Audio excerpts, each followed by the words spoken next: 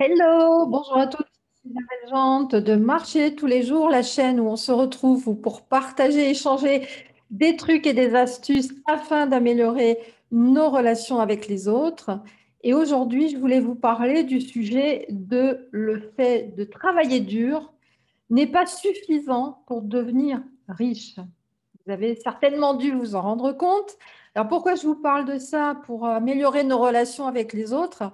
Eh bien, parce que les sujets les plus, on va dire, récurrents en matière de relations humaines, dans ces sujets-là, l'argent vient. Alors, il y en a d'autres, hein. Vous avez le sexe, la politique. En ce moment, on a le Covid et l'argent. Donc, ce qu'il faut savoir, c'est que, par exemple, dans les relations de couple, les deux critères qui font qu'un couple peut se dissoudre, c'est des querelles sur le sexe ou l'argent. Et l'argent revient régulièrement dans les sujets. Alors, quand je vous dis travailler dur n'est pas suffisant pour devenir riche, on vous a peut-être dit qu'il fallait travailler dur pour avoir des diplômes, avoir une bonne place, un bon salaire. Effectivement, travailler dur peut vous amener à tout ça. Avoir un diplôme, un bon salaire, ce n'est pas ce qui va vous rendre riche. Quand vous avez des diplômes, que vous avez un bon salaire, vous êtes en train de rendre quelqu'un d'autre riche. Vous êtes en train d'être un outil pour une autre personne. Donc, j'ai une question. Il y a combien de temps que vous avez eu votre diplôme ou votre place bien payée ou votre travail régulier qui vous ramène un salaire tous les mois? Il y a combien de temps? Alors peut-être que vous sortez des études, vous n'avez pas encore eu le temps de voir ce dont je parle, c'est-à-dire, ça y est, vous avez votre diplôme, vous démarrez la vie active. Donc, vous n'êtes pas dans la situation de savoir qu'effectivement, ce n'est pas ce qui va rendre riche. Voilà, vous n'avez pas encore vu. Mais vous avez sûr, c'est certain des exemples autour de vous. Des parents, des cousins, des amis, des voisins, etc. Des gens qui ont trimé et qui triment pour, pour faire des études. Alors, il y a des gens qui adorent faire des études et c'est vraiment chouette de faire des études. Je n'ai pas eu cette chance-là et c'est quelque chose que j'aurais aimé beaucoup faire, mais du coup, bah, j'étudie maintenant. Donc, il est toujours temps de le faire. Mais effectivement, voilà, il y a des gens qui ont adoré faire des études, il y en a qui ont primé, mais dans le sens de toute façon, on a travaillé dur pour obtenir son diplôme, on a travaillé dur pour avoir son certain poste. Et c'est là, ces gens-là, est-ce qu'ils sont riches aujourd'hui? Ben non, pas forcément. Alors, la richesse a beaucoup de sens, souvent un sens négatif, parce que dans notre culture, on nous a dit que les gens riches, c'était tous des pourris.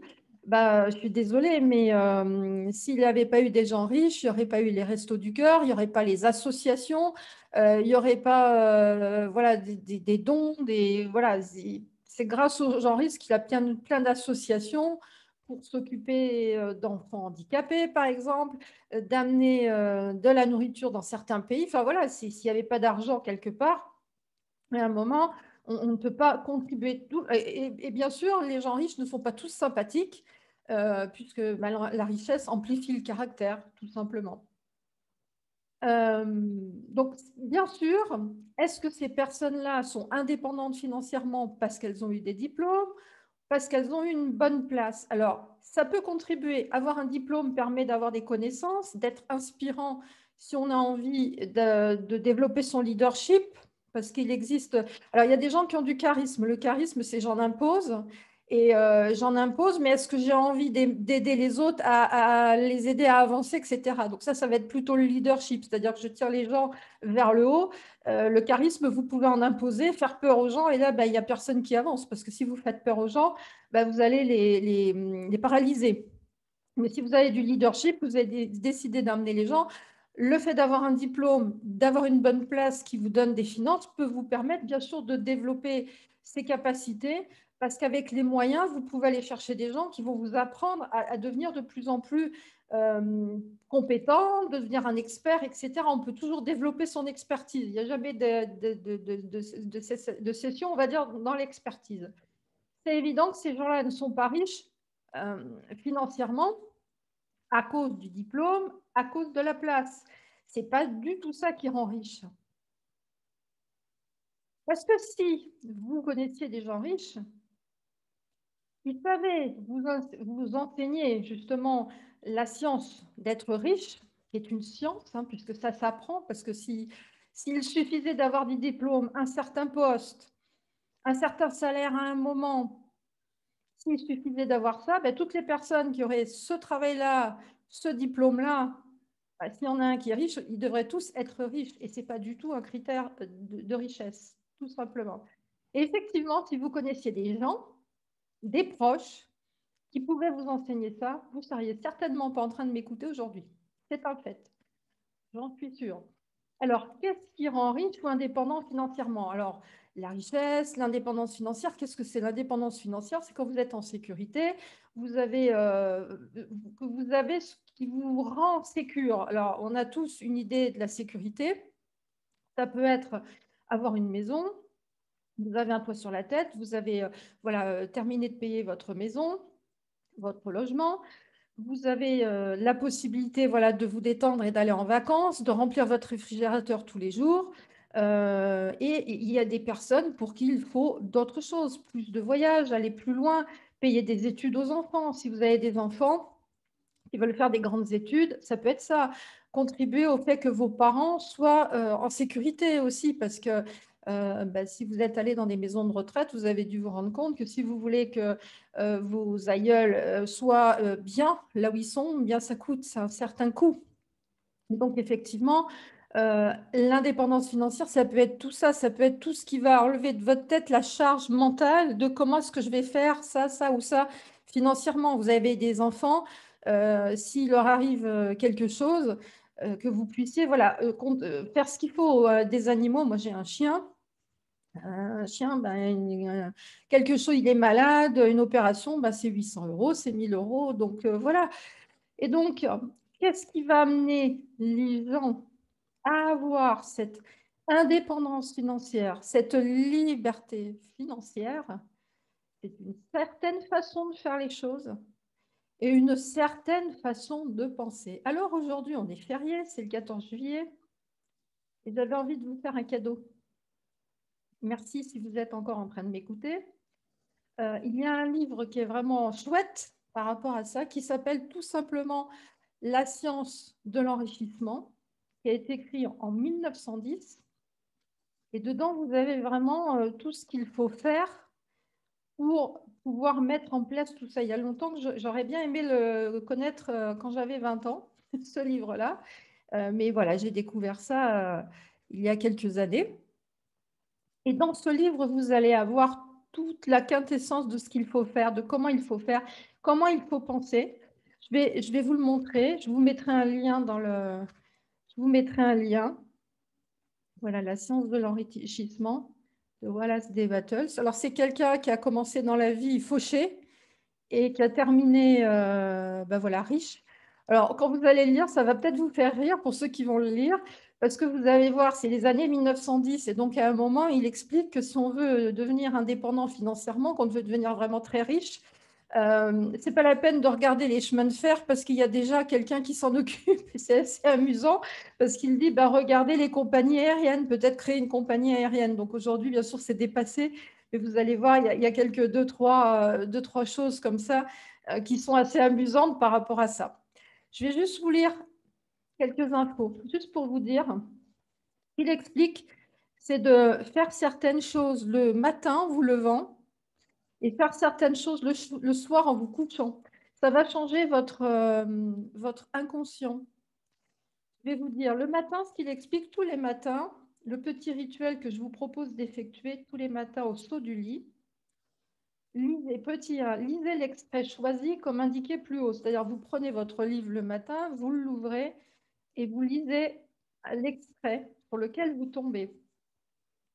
Deuxièmement, demandez-vous comment le contenu de cet extrait s'applique à vous en vous posant la question suivante, qu'est-ce que cela signifie pour moi?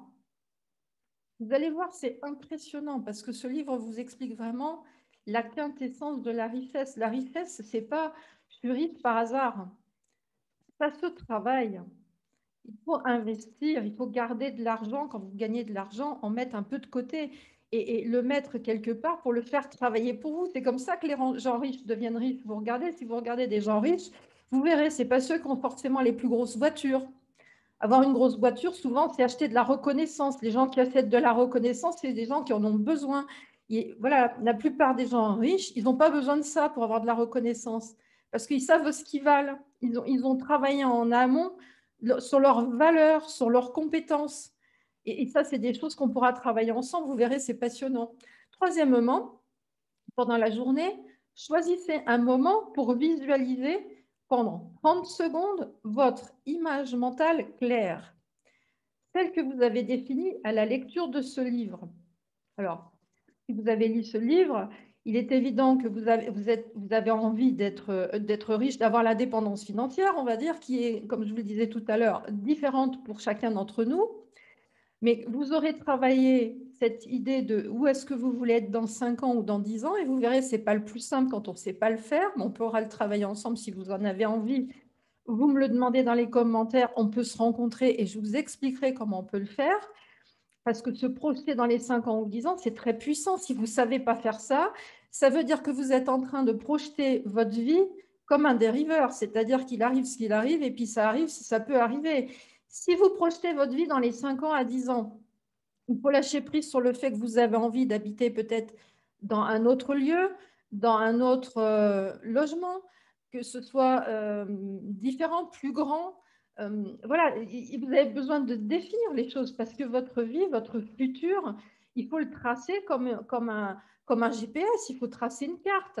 Alors évidemment, vous n'aurez pas au moment précis ce que vous avez prévu, mais plus vous allez anticiper et préparer votre avenir, et plus vous allez obtenir de choses qui vous intéressent.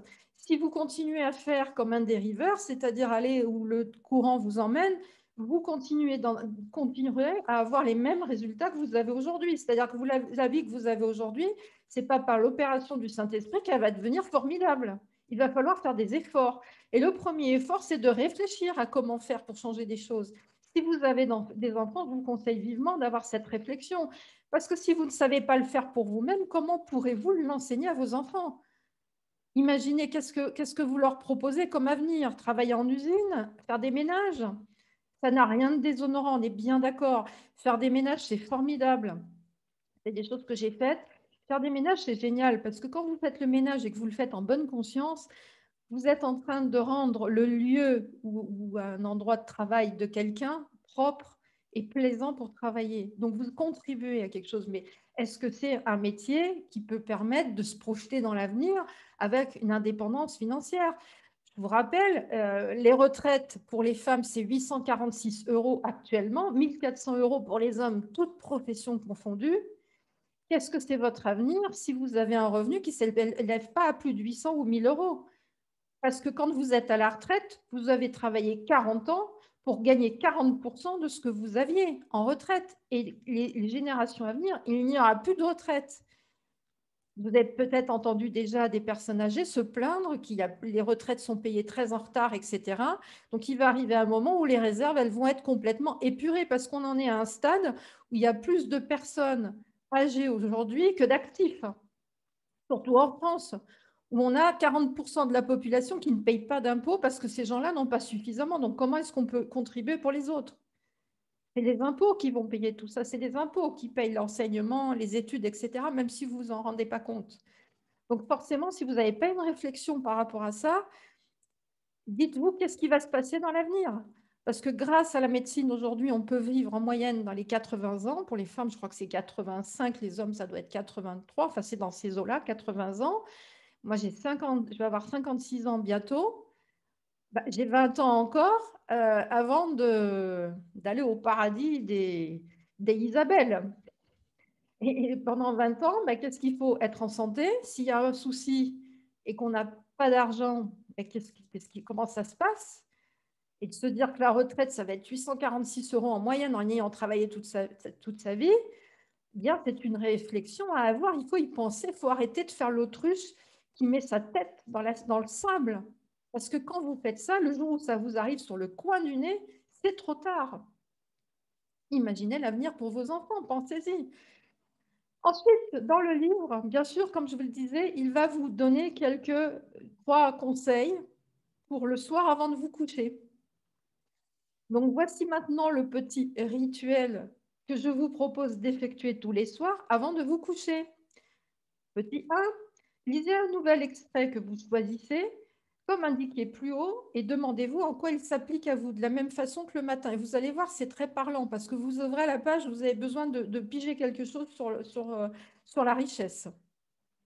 Deuxièmement, repassez les bons moments de votre journée et répertoriez 5 choses que vous avez appréciées et soyez-en reconnaissants. Ça, c'est impératif. Si vous voulez que les choses changent pour vous, vous devez travailler la gratitude. Ça s'appelle la gratitude.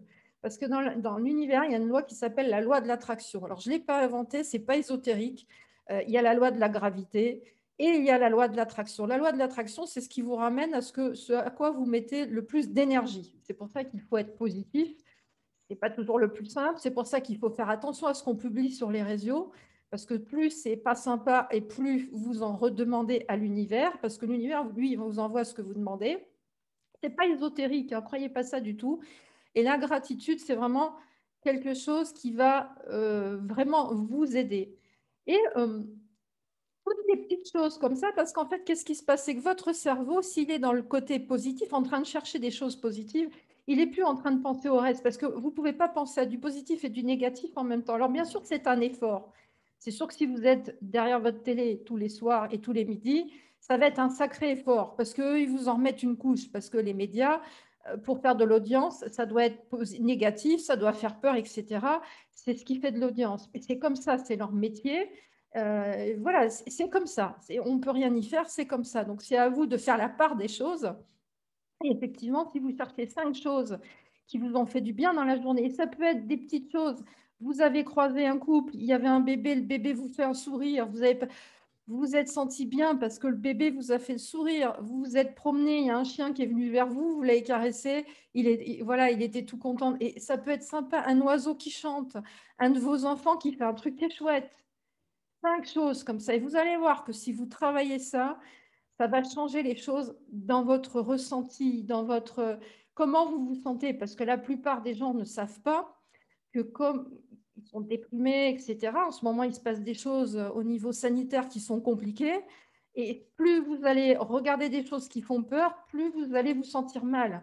Donc l'idée, c'est effectivement d'aller chercher des choses qui sont positives comme ça, parce que le reste, on ne peut rien y faire pour le moment. Vous ne pouvez rien y faire. Donc si vous ne pouvez rien y faire, arrêtez d'y mettre de l'énergie, vous allez y bouffer toute votre énergie, vous allez y bouffer votre santé. Donc ça, c'est vraiment important. Travaillez là-dessus. Et la troisième, visualisez un bon sommeil et un réveil de bonne humeur et plein d'énergie le lendemain matin. Voilà ce que je voulais partager avec vous. J'espère que ça pourra vous aider. Je vais vous mettre le lien de ce livre. C'est un livre que j'adore, que j'ai depuis très longtemps. Euh, Écoutez, je serais vraiment enchantée et très flattée pour ceux qui l'écoutent, que vous mettiez un commentaire, quel qu'il soit. Vous avez compris, vous n'avez pas compris, vous avez besoin d'éclaircissement, ça ne vous plaît pas, quel qu'il soit, parce que je trouve que c'est bien d'avoir des échanges et de voir si on peut aider les autres. Merci de mettre un pouce si vous avez aimé, en positif, ou je vous dis en négatif, parce que ce que je suis en train de vous dire, bah, quand on découvre, on se dit, mais hein, au début, moi, quand j'ai entendu parler de ça, j'ai dit, c'est pas possible, ça ne peut pas exister. Vous savez, c'est comme l'électricité. Quand on parle de la loi de l'attraction, la première fois que j'ai entendu ça, c'était en 2008. Je me suis dit, qu'est-ce que c'est que ce truc? Bah, le type qui me parle de ça, il n'est pas bien, quoi. Puis petit à petit, on se dit, mais en fin de compte, cette personne est en train de beaucoup évoluer, de progresser, de se sentir de mieux en mieux. Donc peut-être que ce que cette personne est en train de me dire, je vais écouter, je vais aller voir ce que c'est. Puis au bout d'un moment, on se renseigne et puis on se rend compte qu'effectivement, ça fonctionne. Vous savez, la loi de l'attraction, quand je vous en parle, vous êtes peut-être en train de vous dire, Isabelle, ça y est, elle est barrée. Mais si je vous dis l'électricité, quand vous avez de la lumière, vous savez que ça existe. Mais est-ce que vous savez ce que c'est l'électricité? Ben non. Ben c'est pareil, la loi de l'attraction, je suis en train de vous parler de quelque chose qui existe, mais qui n'est pas perceptible comme ça. Donc il faut l'accepter. Le micro-ondes, c'est pareil, vous faites chauffer un truc, vous tournez le bouton et c'est chaud. Vous savez que ça existe, mais est-ce que vous savez comment ça fonctionne? Non. Et ben le truc, c'est l'être humain, il a cette grande chance d'avoir ce qu'on appelle le libre arbitre, c'est-à-dire vous avez le droit de choisir. Vous avez le droit de choisir que ce que je vous dis, c'est vrai. Vous avez le droit de choisir que c'est pas vrai, mais vous avez aussi le droit d'aller voir par vous-même et de tester les choses. Et l'idée, c'est effectivement de le faire par soi-même et pas de demander, comme la plupart des gens qui font un peu comme les moutons, qui vont demander l'avis aux autres et qui mettent leur propre vie dans la main des autres. Et ça, c'est un truc qui est juste incroyable. Moi, je vois des gens qui demandent l'avis des autres pour quelque chose qui les touche eux. Mais l'autre, c'est pas vous. L'autre ne voit pas, ne peut pas voir les choses de la même façon que vous. Il n'est pas dans vos pompes. Donc, soyez vraiment les maîtres de votre vie.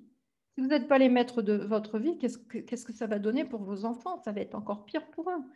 C'est important de reprendre les rênes de votre vie. C'est pas plus simple si on ne vous a pas enseigné ça. Si vous êtes entouré de gens qui ne sont pas dans cette dynamique, mais venez écouter ce que je peux vous donner comme conseil. Si les miens ne vous conviennent pas, ma façon de faire et d'expliquer ne vous convient pas, écoutez les choses dont je parle et allez le chercher vers des gens où vous vous sentez plus à l'aise. C'est pour vous aider, c'est pour vous. Voilà, bon, j'en ai terminé. Voilà ce que je voulais partager avec vous aujourd'hui. J'espère vraiment que ça pourra vous aider, pardon. Je vous souhaite une excellente journée. À très vite pour la prochaine vidéo. Au grand plaisir de vous retrouver. Merci de mettre un j'aime. Abonnez-vous à la chaîne et mettez un commentaire. Ciao, ciao tout le monde. À très vite.